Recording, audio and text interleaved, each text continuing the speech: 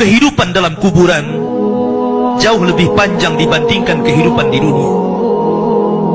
Nabi SAW bersabda, a'maru ummati baina sittina wa sab'in, bahwa usia umatku itu hanya berkisar 60-70 tahun saja. Sedikit yang lewat 70 tahun. Kalaupun ada usia yang sampai 100 tahun, itu sedikit sekali. Tapi kebanyakan di bawah 70 tahun, umumnya umat Rasul itu sudah meninggal dunia. Tetapi ketika orang masuk ke dalam kuburan, usia dia di kuburan sampai kiamat ditegakkan itu panjang sekali. Anda bisa bayangkan, orang yang meninggal sejak zaman Nabi Adam sampai hari ini kiamat tidak dibangkit-bangkitkan, menunjukkan bahwa kehidupan kuburan jauh lebih panjang dibandingkan kehidupan dunia. Dari sinilah maka wajar seorang mukmin harus takut dengan kehidupan kuburan. Ma'asyiral muslimin yang dimuliakan Allah Azza wa Jalla. Tetapi para ulama mengatakan, apakah orang yang mendapatkan adab kubur itu munqati atau mustamir, terus menerus ataukah terputus? Kata para ulama, adab kubur itu hanya terputus dengan tiupan sangkakala Israfil. Ketika itulah Nabi SAW menceritakan bahwa Allah Subhanahu wa Ta'ala memerintahkan kepada Israfil untuk meniup sangkakala yang pertama. Disinilah adab kubur terputus. Karena ketika itu seluruh orang mati, baik orang yang ada di atas bumi atau yang ada di bawah bumi, baik kalangan jin, baik malaikat, kecuali makhluk-makhluk yang Allah kehendaki saja, semua hancur.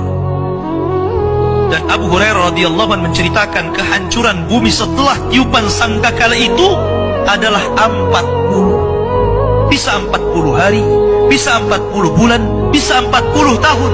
Yang jelas Allah hancurkan bumi ini. Allah luapkan lautan ke daratan. Allah jatuhkan bintang. Allah hancurkan gunung sehingga seperti kapas yang dihempas angin. Itulah yang disebut dengan kehancuran alam atau hari kiamat. Baru setelah kemudian bumi tidak bulat lagi, tapi bumi terhampar. Allah ganti bumi yang kita pijak dengan bumi yang baru. Itulah yang disebut dengan padang mahsyar. Maka disitulah Allah Subhanahu wa Ta'ala memerintahkan Israfil untuk meniup sangkakala kebangkitan. Yang kedua kalinya Israfil pun kemudian meniup sangkakala.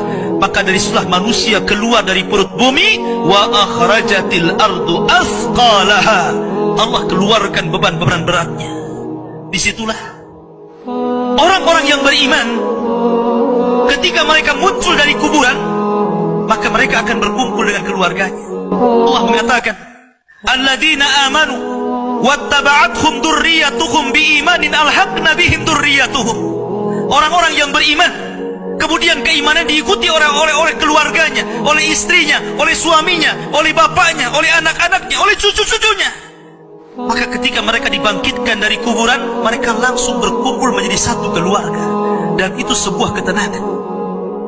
Tapi orang-orang di luar daripada beriman, mereka keluar dari perut bumi seperti dua binatang.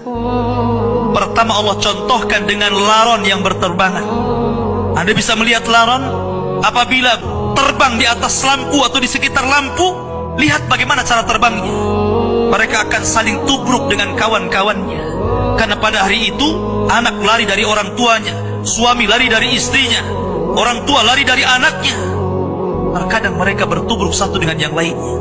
Yang kedua seperti belalang kal jaradil muntashir. Pertama seperti laron dulu, lari sana lari sini, yang dari barat ke timur, yang dari timur ke barat, yang dari selatan ke utara, yang dari utara ke selatan. Mereka kacau sehingga mereka mengatakan, ya wailana man ba'atsana min marqadina. Celaka, siapa yang membangunkan aku dari tidurku? Tapi orang-orang yang beriman hanya mengatakan, hadza ma wa'adar rahman wa sadaqal mursalin. Inilah janji Allah kepada kalian dan benarlah ucapan para rasul. Baru setelah itu dari padang mahsyar berteriak seorang yang Allah suruh untuk berteriak. Mulailah kemudian mereka teratur. Maka mereka akan berjalan ke satu titik. Disitulah yang disebut dengan padang mahsyar. Mereka akan tinggal selama 50 tahun telanjang, kembali tidak dikhitan, tidak pakai sandal, matahari dekatkan 1 mil, keringat bercucuran, tidak ada makan. Tidak ada minum. Mereka berdiri 50 tahun. Sehingga akhirnya orang-orang saleh mereka berkumpul, datang kepada Adam minta syafaat. Adam memberikan udzur, tidak sanggup memberikan syafaat. Kata Adam, datanglah kalian kepada Nuh, karena dia Rasul pertama dalam Islam, Rasul pertama setelah Adam. Maka mereka pun kemudian datang kepada Nuh. Nuh pun memberikan udzur, datanglah kalian kepada Ibrahim, karena dia Khalilur Rahman. Maka mereka datang kepada Ibrahim. Kata Ibrahim, aku tidak sanggup berikan syafaat, datanglah kalian kepada Musa, karena dia Kalimur Rahman. Ketika mereka datang kepada Musa, kata Musa, datanglah kepada Isa. Isa pun memberikan udzur, tidak bisa. Seandainya kalian datang kepada Muhammad sallallahu alaihi wasallam itu lebih baik.